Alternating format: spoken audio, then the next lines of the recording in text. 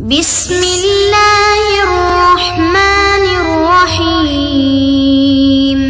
بسم اللہ الرحمن الرحیم۔ عزیز طلبہ کرام، السلام علیکم ورحمۃ اللہ وبرکاتہ۔ آج ہم عالم اسلام کے وسائل و مسائل کا سبق نمبر 102 پڑھیں گے۔ آج کے اس سبق کے اندر ہم ملک لیبیا کا تعارف پڑھیں گے۔ ہمارا پچھلا سبق ملک لبنان پر مشتمل تھا۔ اس کے سبق کی ابحاث جان لیتے ہیں۔ آج کے سبق کے اندر ہمارا جو پہلا پوائنٹ ہوگا وہ اس ملک کا محل وقوع ہوگا۔ دوسرے پوائنٹ کے اندر ہم اس ملک کے جغرافیائی خود و خال سے متعلق پڑھیں گے۔ آج کے سبق کا ہمارا تیسرا پوائنٹ اس ملک کا رقبہ، چوتھے پوائنٹ کے اندر اس ملک کی آبادی، اور پانچویں پوائنٹ کے اندر ہم اس ملک کے اندر بولے جانے والی زبانوں پر گفتگو کریں گے۔ اسی طرح ہمارا اگلا پوائنٹ اس ملک کے وسائل پر مشتمل ہوگا، اور آج ہی کے سبق کے اندر ہم لیبیا کے طرز حکومت اور اس کی تاریخ کے متعلق بھی پڑھیں گے، اور آج کے سبق کا ہمارا سب سے آخری پوائنٹ لیبیا اور پاکستان کے سفارتی تعلقات سے متعلق ہوگا۔ تو چلتے ہیں آج کے سبق کے پہلے پوائنٹ کی جانب، جس کے اندر ہم اس کے محل وقوع اور جغرافیائی خود و خال سے متعلق بحث کریں گے۔ لیبیا بر اعظم افریقہ کے شمال وسطی حصے میں واقع ہے۔ اس کے مشرق کے اندر ملک مصر واقع ہے، جبکہ جنوب مشرق کے اندر سوڈان، جنوب میں چاڈ اور مغرب میں الجزائر اور تیونس واقع ہیں، جبکہ اس کی شمالی سرحد پر بحیرہ روم پھیلا ہوا ہے۔ اس کا ساحل 1100 میل لمبا ہے۔ لیبیا کا تقریباً 92% رقبہ ریگستانی یا نیم ریگستانی ہے۔ اس کے ریگستانی بنجر اور پتھریلے میدان اور عریاں پہاڑ کھیتی باڑی کے لیے موزوں نہیں ہیں۔ لیبیا میں 2 پہاڑی سلسلے ہیں، جن میں سب سے اونچی جبل نفوسا طرابلس کے جنوب میں سطح سمندر سے 914 میٹر بلند ہے۔ شمال مغرب میں جبل اصغر بھی ایک پہاڑی علاقہ ہے جو بنغازی کے مشرق میں واقع ہے۔ دوسرا پہاڑی سلسلہ جنوب مغرب میں پھیلا ہوا ہے، جس کو سہارا پہاڑی سلسلہ کہتے ہیں۔ عزیز طلبہ، ہم نے اس سلائیڈ کے اندر 2 پوائنٹس کو کور کیا، ایک محل وقوع اور دوسرا اس ملک کے جغرافی خود و خال۔ اب چلتے ہیں آج کے سبق کے اگلے پوائنٹ کی جانب، جس کے اندر ہم اس ملک کے رقبے کے بارے میں گفتگو کریں گے۔ اس ملک کا رقبہ 6,79,359 مربع میل ہے۔ ایک مربع میل میں تقریباً 6 افراد رہتے ہیں۔ لیبیا کا دارالحکومت طرابلس ہے، اور یہ آبادی کے لحاظ سے لیبیا کا سب سے بڑا شہر ہے۔ یہ بحیرہ روم کے ساحل پر واقع ہے۔ یہ شہر دوسرے شہروں افخمس، مصراتا، مرقس اور قدامس وغیرہ سے منسلک ہے۔ بنغازی دوسرا بڑا شہر ہے، اس کی آبادی 4.5 لاکھ کے قریب ہے۔ یہ خوبصورت شہر سڑکوں کے ذریعے المورز اور اوالیہ سے جڑا ہوا ہے۔ اس کا ایک مقام عزیزیہ ہے، جو کہ دنیا کا گرم ترین مقام ہے۔ ویسے موسم گرما میں یہاں کا درجہ حرارت 100 سے 125 درجہ فارنہائٹ تک ہوتا ہے۔ اس ملک کی آب و ہوا گرم اور خشک ہے، تاہم ساحلی علاقوں کا موسم معتدل رہتا ہے۔ صحرائی علاقوں میں بارش نہ ہونے کے برابر ہے۔ ملک لیبیا کی مواصلات کے بارے میں جانتے ہیں۔ ملک لیبیا کے اندر تقریباً 5 لاکھ کاریں اور تقریباً اتنی ہی کمرشل گاڑیاں ہیں۔ سڑکوں کی لمبائی 3000 کلومیٹر ہے۔ ریلوے کا سرے سے ہی کوئی نام و نشان نہیں۔ لیبین ایئر لائنز ستمبر 1965 سے فضائی سروس انجام دے رہی ہے۔ بنغازی اور طرابلس بین الاقوامی ہوائی اڈے ہیں، اور انہی دونوں شہروں میں بندرگاہیں بھی موجود ہیں۔ عزیز طلبہ، اس طرح ہمارے سبق کا یہ پوائنٹ مکمل ہوا، جس کے اندر ہم نے ملک لیبیا کے رقبے کے بارے میں گفتگو کی۔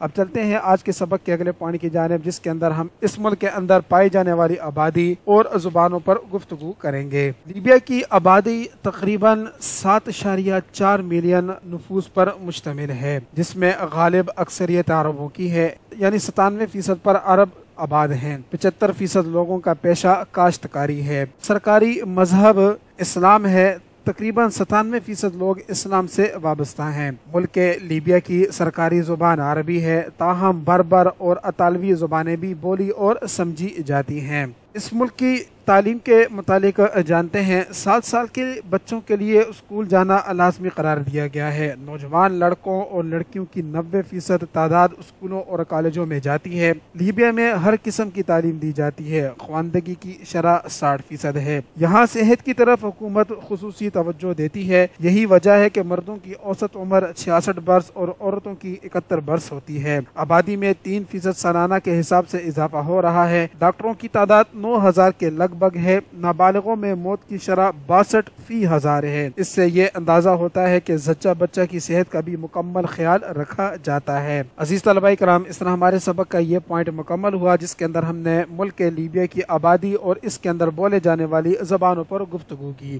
اب چلتے ہیں آج کے سبق کے اگلے پوائنٹ کی جانب جس کے اندر ہم اس ملک کے وسائل کے بارے میں پڑھیں گے۔ وسائل کے اندر سب سے پہلے بات کرتے ہیں اس ملک کی معدنیات کی۔ تیل لیبیا کی سب سے بڑی معدنی وسیلہ ہے۔ لیبیا کو اس سے اچھی خاصی آمدنی ہوتی ہے اور کثیر آمدنی کی وجہ سے لیبیا کا شمار دنیا کے 37ویں امیر ملک کی حیثیت سے ہوتا ہے۔ علاوہ ازیں گیس اور جپسم کے ذخائر بھی اس ملک کے اندر پائے جاتے ہیں۔ وسائل کے اندر دوسرا نمبر آتا ہے زراعت کا۔ تو بات کرتے ہیں ملک لیبیا کی زراعت کے بارے میں۔ ملک کا بیشتر حصہ ویران اور بنجر ہے، تاہم کل رقبے میں سے 5% رقبے پر کاشت ہوتی ہے۔ تیل سے اسے اچھی خاصی آمدنی ہوتی ہے، اس لیے کھیتی باڑی کی طرف بہت کم توجہ دی گئی ہے۔ مونگ پھلی، زیتون، انگور، کھجوریں، گندم، جو ترشادہ پھل اس کی اہم زرعی پیداوار ہیں۔ لوگ بھیڑ بکریاں بھی پالتے ہیں۔ 31% افراد زراعت کے پیشے سے منسلک ہیں۔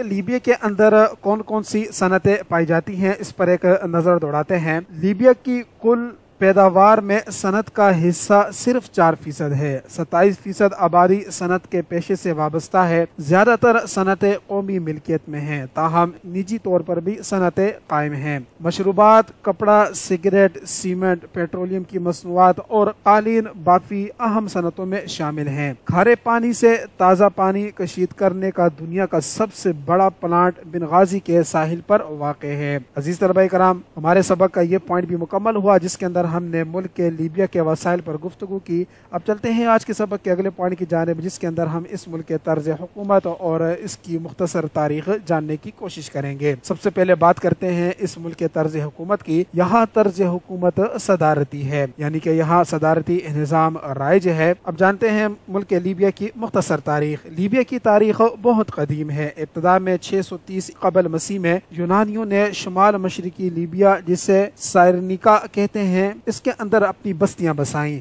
اس طرح تاریخ میں لیبیا مختلف اقوام کے زیر نگی رہا۔ 643 عیسوی میں عربوں نے اسے فتح کیا۔ 20ویں صدی کی دوسری تہائی تک لیبیا عثمانی سلطنت میں شامل تھا، لیکن 1912 میں اٹلی نے فرانس سے ساز باز کر کے لیبیا پر قبضہ کر لیا، لیکن قبائل نے ان کو لوہے کے چنے چبوا دیے، جس کے باعث اٹلی کبھی لیبیا میں مضبوطی سے قدم نہ جما سکا۔ 1941 اور 1942 میں لیبیا دوسری جنگ عظیم کا اکھاڑا بن گیا۔ اس جنگ میں اسے بڑا نقصان اٹھانا پڑا۔ 1942 میں دوسری عالمگیر جنگ کے دوران انگریزوں نے سنوسیوں سے وعدہ کیا کہ جنگ کے بعد انہیں کامل آزادی دے دی جائے گی۔ جب جنگ ختم ہوئی تو یہ وعدہ پورا نہ ہو سکا۔ اقوام متحدہ میں لیبیا کے مستقبل کے بارے میں بھی بحثیں ہوئی۔ فرانس نے لیبیا کو اپنی تولیت میں لینے کی کوشش کی، مگر جب اسے اپنی یہ خواہش پوری ہوتی نظر نہ آئی تو اس نے لیبیا واپس اٹلی کی تحویل میں دینے کی پیشکش کی۔ امریکہ نے رائے دی کہ لیبیا کو آزاد کرنے کے بجائے اقوام متحدہ اسے اپنی تحویل میں لے لے۔ 24 دسمبر 1951 کو لیبیا کی آزادی کا اعلان کیا گیا اور سردار محمد ادریس سنوسی کو بادشاہ تسلیم کر لیا گیا، اور 2 جنوری 1952 سے لیبیا ایک آزاد ملک کہلانے لگا۔ آزادی سے قبل طرابلس اور سرائنیکا کے علاقے پر برطانیہ اور فرانس کی حکومت تھی۔ لیبیا کو یورپ اور مشرق وسطی اور مشرق بعید کے درمیان ایک مرکز کی حیثیت حاصل ہو گئی۔ 1954 میں امریکہ نے لیبیا میں فوجی اڈا قائم کر لیا اور 1959 میں طرابلس اور ایک شہر میں تیل دریافت ہو گیا۔ 1967 میں عرب اسرائیل جنگ کے دوران امریکہ نے اپنا فوجی اڈا استعمال کیا، لیکن لیبیا نے اس پر احتجاج کیا۔ حصول آزادی کے بعد لیبیا آزاد ہو گیا، لیکن شاہ ادریس کے زیر تسلط یہاں موروثی بادشاہت قائم ہو گئی۔ لیبیا کے وسیع ذخائر پر شاہ کو ذاتی تصرف تھا، لیکن انہوں نے ذخائر کو ترقی دینے اور اس کی آمدنی کو لیبیا کے عوام کی فلاح و بہبود پر خرچ نہیں کیا۔ یہ صورتحال کرنل قذافی اور اس کے ہم خیال فوجی افسروں کے لیے بے حد تکلیف دہ تھی۔ وہ جانتے تھے کہ لیبیا کو بادشاہ سے نجات دلا کر داخلی اور بیرونی استحصال کا خاتمہ ہو سکتا ہے، چنانچہ انہوں نے شاہ ادریس کا تختہ الٹنے کا منصوبہ بنایا، جسے آزاد فوجی افسروں کی مدد سے 1 ستمبر 1969 کو عملی جامہ پہنانے میں کامیاب ہوئے۔ کرنل قذافی نے خود وزارت عظمیٰ سنبھال لی۔ 1970 میں فوجی حکومت نے امریکہ کے فوجی اڈے پر قبضہ کر لیا اور فرانس سے طیارے خرید لیے اور مغربی کمپنیوں سے تیل کے لیے نئے معاہدے ہوئے، جن کی وجہ سے زیادہ منافع لیبیا کو ملنے لگا۔ 1973 میں نفاذ اسلام کے لیے کوششیں کی گئیں۔ ثقافتی انقلاب کے نام سے اصلاح معاشرہ کی مہم چلائی گئی اور انقلابی عوامی کمیٹیاں قائم کی گئی۔ 1974 میں کرنل قذافی نے تمام سیاسی و انتظامی فرائض خود سنبھال لیے اور ان کے اختیارات عبدالسلام ہوت کو مل گئے۔ 1975 میں کرنل قذافی کے خیالات کو عملی جامہ پہنانے کے لیے 618 ارکان پر مشتمل جنرل نیشنل کانگریس تشکیل دی گئی۔ 1976 میں انقلابی کونسل کے ایک حریف رکن میجر عمر کو اغوا کرنے کے الزام میں لیبیا نے مصر سے تعلقات منقطع کر دیے اور 1977 میں مصر اور لیبیا کے مابین سرحدی اور فضائی جھڑپیں ہوئیں۔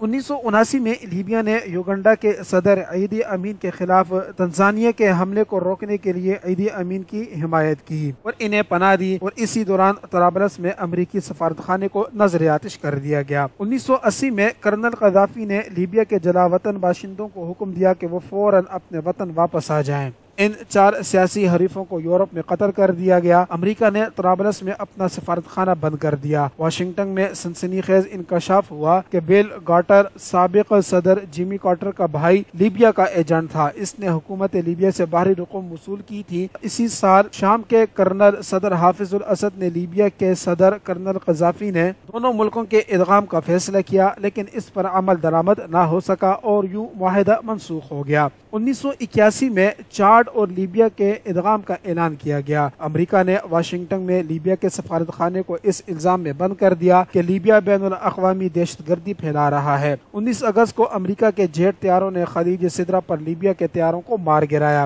1982 میں امریکی حکومت نے اپنی تیل کی درآمدات پر پابندی عائد کر دی جو وہ لیبیا سے حاصل کرتا تھا، جس کی سالانہ مالیت تقریباً $2 ارب تھی۔ 24 مارچ 1986 میں خلیج سدرہ میں امریکہ اور لیبیا کی بحری جھڑپیں ہوئی، جس کے نتیجے میں لیبیا کی 2 کشتیاں ڈبو دی گئیں۔ 21 دسمبر 1988 کو امریکہ کے ایک مسافر بردار بوئنگ 747 اسکاٹ لینڈ کے اوپر پرواز کرتے ہوئے مارا گیا، جس کے تمام 259 افراد ہلاک ہو گئے۔ امریکہ نے لیبیا کے محکمہ جاسوس کے 2 افسروں کو قصوروار قرار دے دیا اور لیبیا سے مطالبہ کیا کہ ان دونوں افسروں کو ہمارے حوالے کر دے، لیکن لیبیا نے انکار کر دیا، جس کے نتیجے میں 1992 میں اقوام متحدہ کی جانب سے لیبیا پر تجارتی اور فضائی ٹریفک پر پابندی عائد کر دی۔ لیبیا نے بالآخر 5 اپریل 1999 کو امریکہ کا مطالبہ مان لیا اور دونوں افسروں کو اقوام متحدہ کے حوالے کر دیا، جس کے نتیجے میں اقوام متحدہ نے پابندیاں اٹھا لی اور یورپی کمپنیوں نے بالفور لیبیا سے تجارتی رابطے قائم کر لیے۔ سابقہ ایام میں صدر معمر قذافی تخت حکومت پر متمکن رہے۔ وہ ستمبر 1969 سے اپنی صدارتی ذمہ داریوں کو نبھا رہے تھے اور ان کے ساتھ البغدادی علی المحمودی 5 مارچ 2006 سے بطور وزیر اعظم کام کر رہے تھے، مگر باغیانہ تحریک نے جنم لیا اور قذافی کو ملک چھوڑنے کا کہا، مگر اس نے انکار کر دیا اور سلامتی کونسل کا بند کمرے میں اجلاس طلب کر لیا اور اس طرح آپس میں خانہ جنگی کی کیفیت طاری ہو گئی۔ یوں لیبیا میں 500 افراد کی ہلاکتیں ہوئی۔ قذافی کے اقتدار نہ چھوڑنے کی وجہ سے عوام مزید مشتعل ہو گئے، جس کی بدولت غیر ملکیوں اور سفیروں کا انخلا شروع ہو گیا۔ قذافی کی طرف سے مظاہرین پر فائرنگ نہ کرنے کی وجہ سے 130 فوجیوں کو پھانسی دے دی گئی اور اس کے ساتھ ہی یورپی یونین نے پابندیاں لگا دی۔ پھر امریکہ اور اتحادیوں نے مل کر لیبیا پر فضائی اور بحری حملے کیے، جس کے نتیجے میں کئی ٹینک تباہ اور ایک طیارہ تباہ ہو گیا اور بنغازی سے وسیع انخلا کا سلسلہ شروع ہوا۔ پھر 20 مارچ 2011 کو اتحادی بمباری کے نتیجے میں 64 افراد ہلاک اور 150 زخمی ہو گئے، مگر قذافی نے کہا کہ میں طویل جنگ کے لیے تیار ہوں اور 21 مارچ کو قذافی کے محل سمیت درجنوں عمارتیں خاکستر کر دی گئیں اور فوج کا کمانڈ اینڈ کنٹرول سسٹم تباہ کر دیا گیا۔ یوں یہ سلسلہ چلتا رہا۔ آخر کار 23 اگست کو باغی طرابلس میں داخل ہو گئے اور قذافی کے کمپاؤنڈ پر ان کا قبضہ ہو گیا اور اس انقلابی تحریک کی بدولت لیبیا پر 42 سالہ قذافی کی حکومت کا خاتمہ ہو گیا اور قذافی کو ہلاک کر دیا گیا۔ آج کل لیبیا کے اندر عبدالحمید وزیر اعظم ہیں اور یہی اس کی حکومت کو چلا رہے ہیں۔ عزیز طلبہ کرام، اس طرح ہمارے سبق کا یہ پوائنٹ مکمل ہوا جس کے اندر ہم نے اس ملک کے طرز حکومت اور تاریخ سے متعلق پڑھا۔ اب چلتے ہیں آج کے سبق کے اگلے پوائنٹ کی جانب، جس کے اندر ہم ملک کے لیبیا اور پاکستان کے تعلقات کے بارے میں جانیں گے۔ دوسری جنگ عظیم کے خاتمے کے بعد برطانیہ، فرانس اور اٹلی نے مل کر لیبیا کے حصے الگ کرنے کا منصوبہ بنایا اور اس کا یہ جواز پیش کیا کہ لیبیا ابھی آزادی کے قابل نہیں، 10 سال تک مہذب ملک اس کا انتظام چلائیں گے اور پھر اسے آزاد کر دیا جائے گا۔ پاکستان نے افریقہ کے دوسرے ممالک سے مل کر لیبیا کی تحریک آزادی کی، جسے سنوسی تحریک کہا جاتا ہے، کھل کر حمایت کی۔ بالآخر 24 دسمبر 1951 کو لیبیا کو آزادی دے دی گئی اور سنوسی تحریک کے قائد ادریس کو لیبیا کا حکمران بنا دیا گیا۔ 1969 میں کرنل معمر قذافی نے شاہ ادریس کا تختہ الٹ کر اقتدار پر قبضہ کر لیا۔ پاکستان نے چونکہ لیبیا کی تحریک آزادی کی حمایت کی تھی، اس لیے لیبیا کے عوام پاکستان سے بے پناہ محبت کرتے ہیں۔ کرنل قذافی برسر اقتدار آئے تو پاکستان اور لیبیا کے مابین تعلقات کے ایک نئے دور کا آغاز ہوا۔ پاکستان اور لیبیا کے درمیان مکمل ہم آہنگی پائی جاتی ہے۔ لیبیا نے مسئلہ کشمیر پر پاکستان کے موقف کی حمایت کی۔ کرنل معمر قذافی فروری 1974 میں دوسری اسلامی کانفرنس کے موقع پر لاہور تشریف لائے تو اہل پاکستان نے ان کا والہانہ استقبال کیا۔ آپ نے قذافی اسٹیڈیم میں تقریر کرتے ہوئے کہا کہ پاکستان کا دشمن لیبیا کا دشمن ہے، لیبیا کی فوج پاکستان کی فوج ہے، لیبیا کے وسائل پاکستان کے وسائل ہیں۔ پاکستان کے عوام کرنل قذافی کو انقلابی مجاہد کا نام دیتے ہیں۔ یہ تیل کی دولت سے مالا مال ہے، اس نے مسلم ممالک کی امداد میں کبھی تاخیر سے کام نہیں لیا۔ 1974 میں لیبیا نے سوات کے زلزلہ زدگان کے لیے 16 کروڑ روپے کی خطیر رقم بطور امداد دی۔ پاکستان کے بہت سے صنعتی اور زرعی منصوبوں کے لیے لیبیا نے سرمایہ فراہم کیا ہے۔ 1974 میں دونوں ممالک کے درمیان ایک مشترکہ وزارتی کمیشن قائم کیا گیا۔ دونوں ملکوں کے ترقیاتی منصوبوں کی تکمیل کے لیے پاک لیبیا کمیٹی قائم کی گئی۔ 1971 کی پاک بھارت جنگ میں لیبیا نے پاکستان کی اخلاقی اور مالی مدد کی۔ امریکہ نے جب کرنل قذافی کے محل پر بلا جواز بمباری کی تو پاکستان نے امریکی جارحیت کی مذمت کرتے ہوئے اسے بزدلی قرار دے دیا اور دونوں ملکوں کے درمیان تعلقات بہت خوشگوار رہے۔ کرنل معمر قذافی کے انقلاب کے بعد لیبیا کی خارجہ پالیسی میں اہم تبدیلیاں آئی ہیں۔ لیبیا نے اسلامی اتحاد کے لیے جو کوششیں کی وہ کسی سے پوشیدہ نہیں۔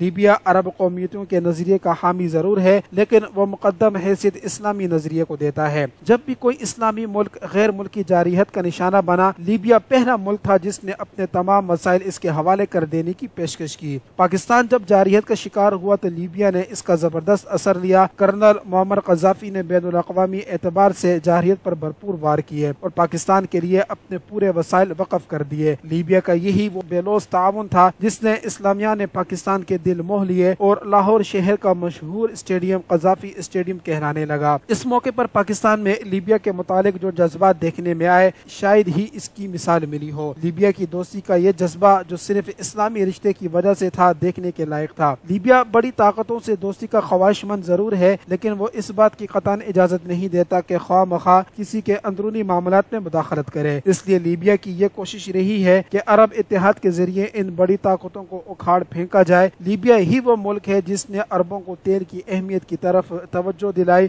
اور اسے ہتھیار بنانے کا مشورہ دیا۔ وہ روس اور امریکہ کی چودراہٹ کا سخت مخالف ہے۔ لیبیا کے اس مشورے پر عربوں نے اس بے پناہ طاقت کی اہمیت کو تسلیم کر لیا۔ علاوہ ازیں اسلامی ممالک کے اتحاد کے لیبیا کی کوششیں ہر لحاظ سے قابل ذکر ہیں۔ عزیز طلبہ کرام، اس طرح ہمارے سبق کا یہ پوائنٹ مکمل ہوا جس کے اندر ہم نے ملک لیبیا اور پاکستان کے تعلقات پر گفتگو کی۔ آج کے سبق کا خلاصہ جان لیتے ہیں۔ آج کا سبق ہمارا ملک لیبیا سے متعلق تھا۔ ہمارے آج کے سبق کا پہلا پوائنٹ اس ملک کا محل وقوع اور دوسرا پوائنٹ اس ملک کا جغرافیائی خدوخال تھا۔ آج کے سبق کا ہمارا تیسرا پوائنٹ اس ملک کا رقبہ، چوتھے پوائنٹ کے اندر ہم نے اس ملک کی آبادی اور پانچویں پوائنٹ کے اندر ہم نے اس ملک کے اندر بولے جانے والی زبانوں سے متعلق پڑھا۔ ہمارے سبق کا چھٹا پوائنٹ ملک لیبیا کے وسائل، ساتویں پوائنٹ کے اندر ہم نے اس ملک کے طرز حکومت اور آٹھواں پوائنٹ ہمارا اس ملک کی مختصر تاریخ سے متعلق تھا۔ اسی طرح ہمارے سبق کا آخری پوائنٹ ملک لیبیا اور پاکستان کے تعلقات سے متعلق تھا۔ تو اس خلاصے کے ساتھ ہی ہمارا سبق مکمل ہوتا ہے۔ السلام علیکم ورحمۃ اللہ وبرکاتہ۔